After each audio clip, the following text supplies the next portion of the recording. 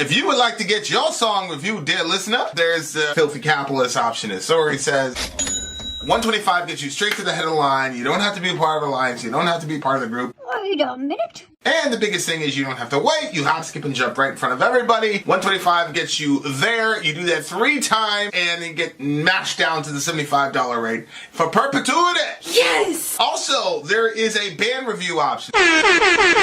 So if you've got a band and you're trying to get your band some exposure, hit me up at vinsori@gmail.com and I'll show you the details about how to pull that off. You can also jump on Patreon and there is a option on the tiers to be able to get your band reviewed. Yep. Obviously, we can't lie to you, so we can't guarantee a positive review.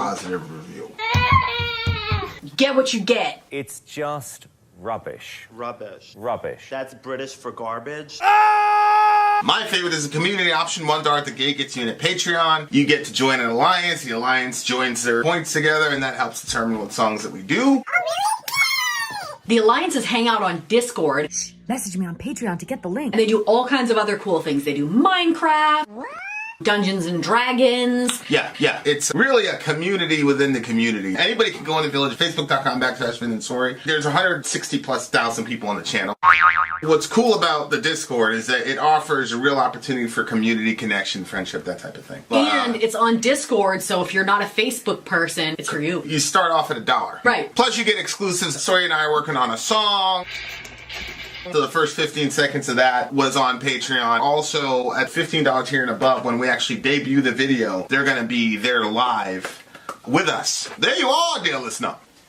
Buy our merch. Buy our merch indeed. A child shall lead them. To buy our merch. All right. We are in the midst of our middle breakfast stream with a combination of Middle Earth and the great and legendary. That's how you say G's in Espanol. Oh, really? Legendary. Oh. Legendary. The next song on this list is Emyn, Muil. Yeah. Emyn Halls Muil of the Fallen, taken from the 2020 album Afar, Anna Thark. It's one of the main epic atmospheric black metal bands from Italy who takes inspiration from Lord of the Rings. If you're a fan of summoning, you may like this band. Okay, so Middle Earth said that the last couple were from Tina, but Middle Earth is the Lord of the Rings fan, so I'm not... Interesting. Again, you can never tell with these people. They're so brilliant. Okay, guys, here we go. Halls of the Fallen. Let's do it. Oh, it's not a lyric video. Did they post the lyrics in there? Thingamajiggy? The lyrics, babe. Did they post the lyrics?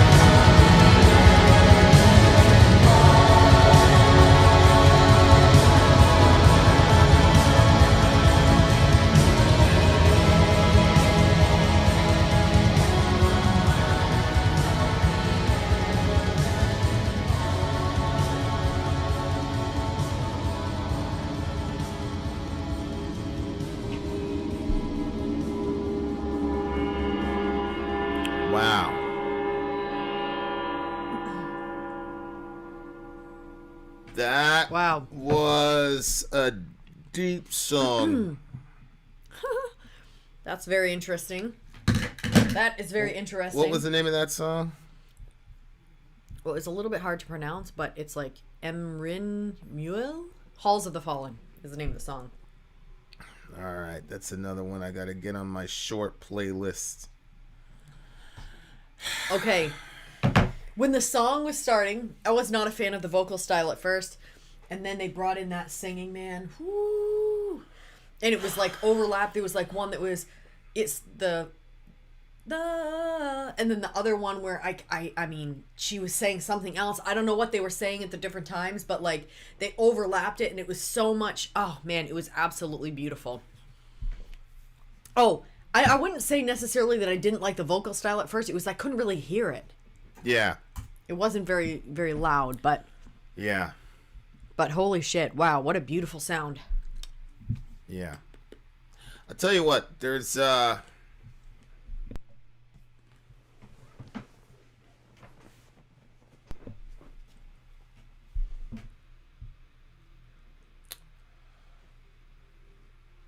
you know, when I was younger, I struggled with, you know, mental illness and blah blah blah. I mean, I still do, but obviously nothing close to that. Yeah, you've learned a lot of ways to And manage. there's nothing really personal that makes me like, yeah, I don't want to be here anymore. But I'll tell you what, this shit with the world, like, this kind of ugliness, man, is fucking. It's the last thing where like, I haven't really been able to get over that shit. It's just like,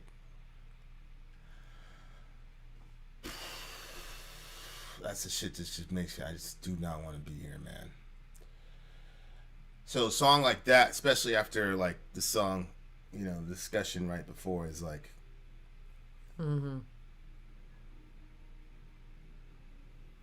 it's really, really interesting, you know, because it's far away. I see my children wait, Yeah.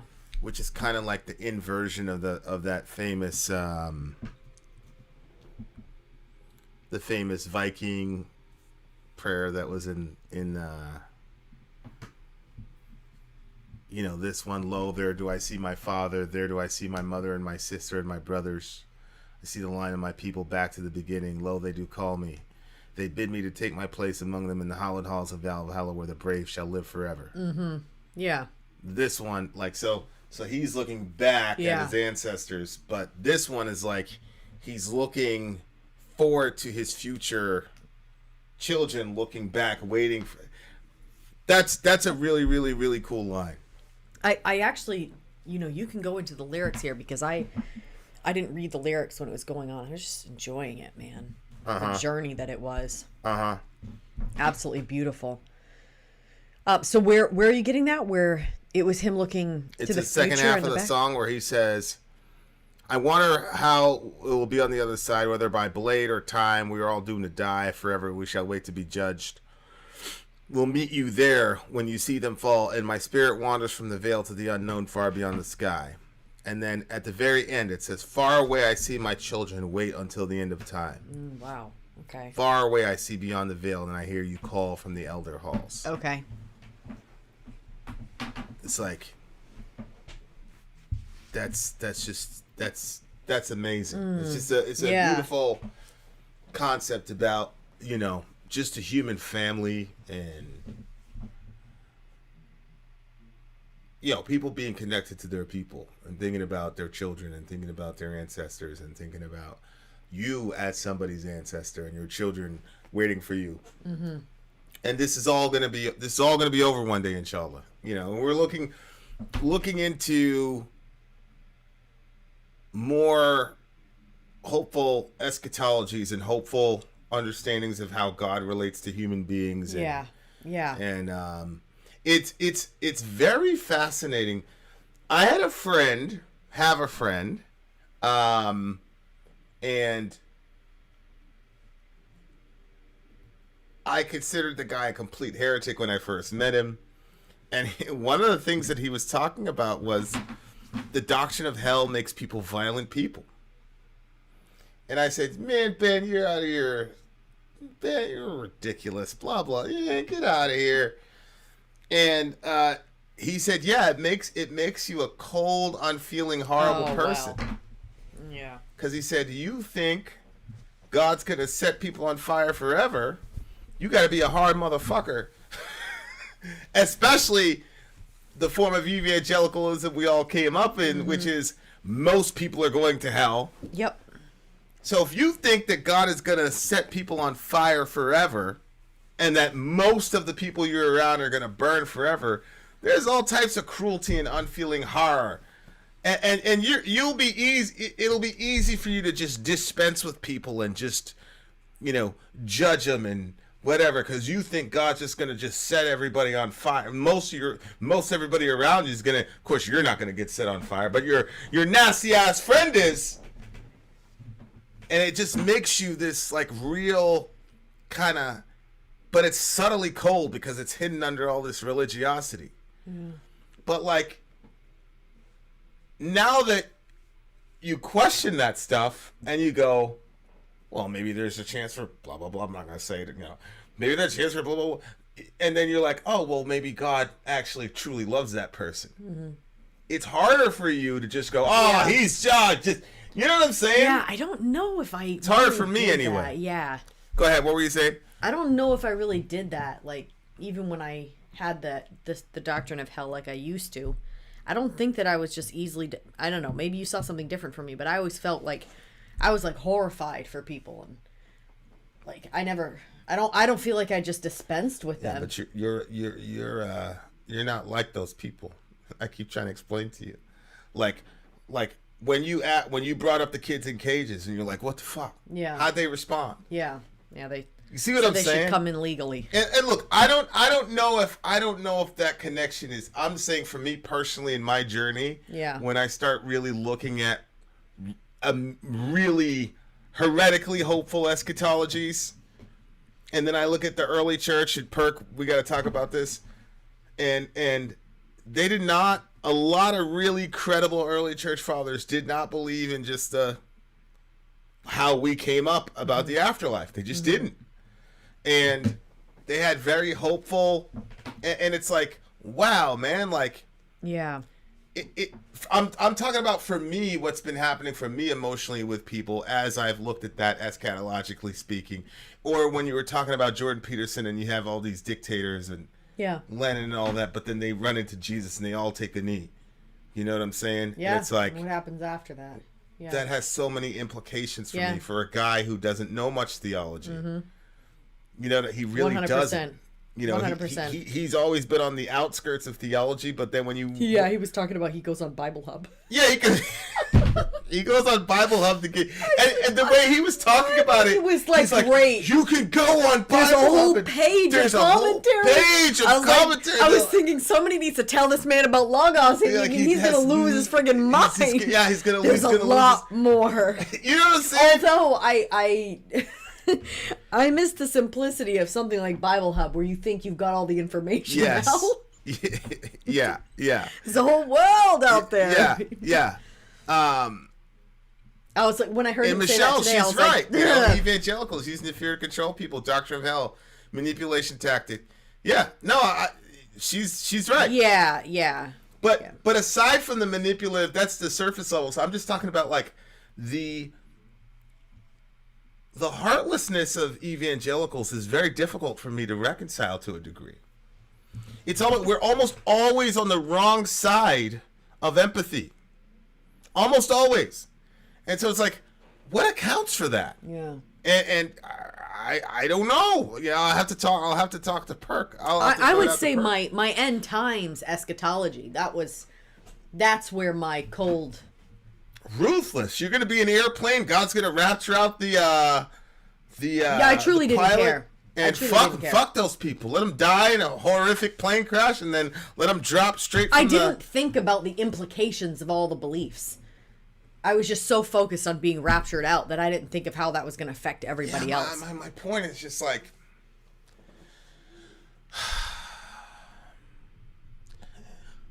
I'm having a really hard time with the planet, man. Mm-hmm.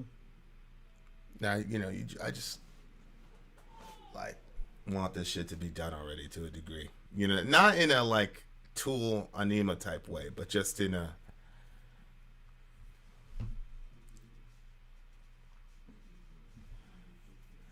I just feel like we've got no excuse, man, because we're in the internet age, to not see people as closer. Yeah. You know, like. Yeah, it makes it worse to a degree, you know, because we are in the internet age and it's available to everybody. And how come people are not seeing it? And yeah. Yeah, so I mean, real talk. I just, you know. Now, obviously, I'm not gonna, you know, I got a lot of shit to live for. I'm just saying, like. Yeah, no, I hear you. When you see how beautiful humanity can be, I don't care Christian, I don't care pagan. I think that thing, the low there, that's like a Viking thing. That's a pagan thing. You can't tell me that's not the most beautiful, top 5 most beautiful piece of literature of all time ever. And if it's true or if it's beautiful or it's good, then it came from God. So, you know, it's like the guy was saying, it was like the angels were taking care of him. Mm-hmm.